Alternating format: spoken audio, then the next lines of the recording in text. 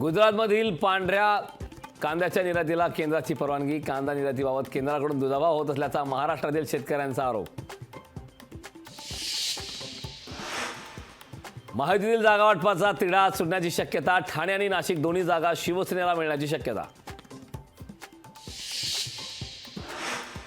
काँग्रेसच्या केंद्रीय निवडणूक समितीची आज बैठक. अमेठी रायबरेलीच्या जागेवर निर्णय होण्याची शक्यता.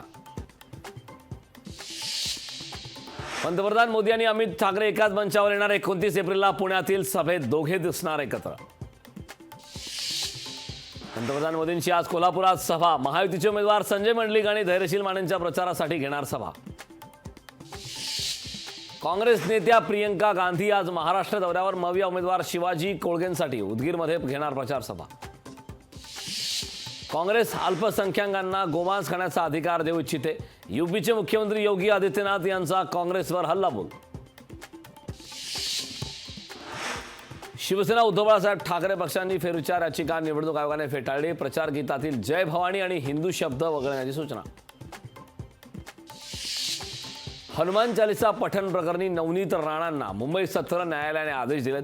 9 मेला नवनीत राणांना कोर्टात हजर राहण्याचे आदेश दिले. शिक्षक भरतीबाबत पुढील प्रक्रिया राबवा. शिक्षण विभागाचे जिल्हा परिषदांना निर्देश. निवडणूक आयोगाच्या परवानगीनंतर प्रक्रियेला वेग. लोकसभा निवडणुकीच्या दुसऱ्या टप्प्यात विदर्भात अपेक्षेपेक्षा कमी मतदान. मराठवाड्यातही मतदानाचा वेग मंदावला. राज्यात सरासरी 53% मतदान.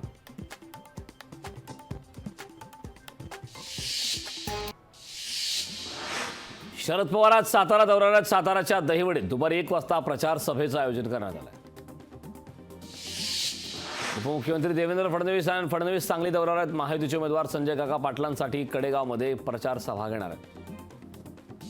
काँग्रेस नेते पृथ्वीराज चव्हाण आज कोल्हापुरात भुदरगडमध्ये शाहू महाराज छत्रपतींसाठी घेणार प्रचार सभा. मवियाचे प्रमुख नेते राहणार सभेला उपस्थित. धाराशिव जिल्ह्यात एमआयएम पक्षात दुफळी. पक्षात सक्रिय नसणाऱ्या व्यक्तीला उमेदवारी दिल्याने पदाधिकारी नाराज. नाराजीचा लोकसभा निवडणुकीत एमआयएमला फटका बसण्याची शक्यता.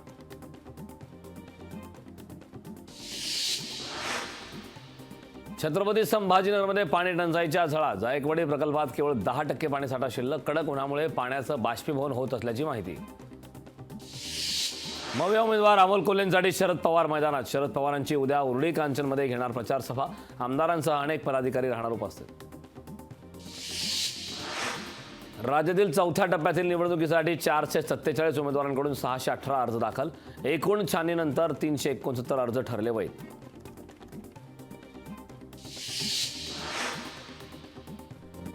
शिवसंग्राम संघटनेची आज पुण्यात बैठक. लोकसभा निवडणुकीत महायुती की मवियाला पाठिंबा देणार यावर ज्योती मेटे आपली भूमिका स्पष्ट करणार.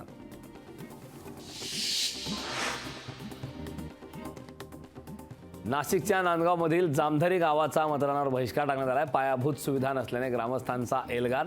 लोकसभा निवडणुकीत मतदान न करण्याचा इशारा. तेजस वंदे भारत एक्सप्रेस रेल्वेचं आरक्षण अखेर खुले. रेल्वे गाड्या रद्द झाल्याचा संदेशामुळे प्रवाशांमध्ये झाला होता गोंधळ. महाविद्यालयांमधील प्राध्यापकांची पदोन्नती. आचारसंहितेच्या कचाट्यात आचारसंहितेमुळे प्राध्यापकांनी पदोन्नती रखडली. आचारसंहितेची अंमलबजावणी करण्याचे शिक्षण विभागाचे आदेश. पुणे महापालिकेत कोट्यावधी रुपयांचा कर जमा. 26 दिवसात 253 कोटी रुपयांचा कर जमा. करात विशेष सवलत दिल्यानं पुणेकरांना मोठा प्रतिसाद.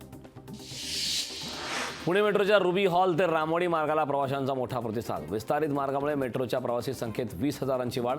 तर दैनंदिन प्रवासी संख्या पोहोचली 80,000वर. मुंबईच्या कांदिवली पश्चिमेकडील झोपडपट्टी पुनर्वसन योजनेत घोटाळा. 50 ते 60 अतिरिक्त झोपड्या तयार केल्याचे दक्षता विभागाच्या चौकशीत सिद्ध. मालेगाव शहरात स्वाईन फ्लूचा शिरकाव. स्वाईन फ्लूमुळे 2 जणांचा मृत्यू. तर आरोग्य विभागाकडून नागरिकांना उपचार घेण्याचं आवाहन. बोर्डाच्या उत्तरपत्रिकांचे मूल्यांकन पूर्ण. 12वीचा मे मध्ये तर 10वीचा निकाल जूनच्या पहिल्या आठवड्यात लागण्याची शक्यता.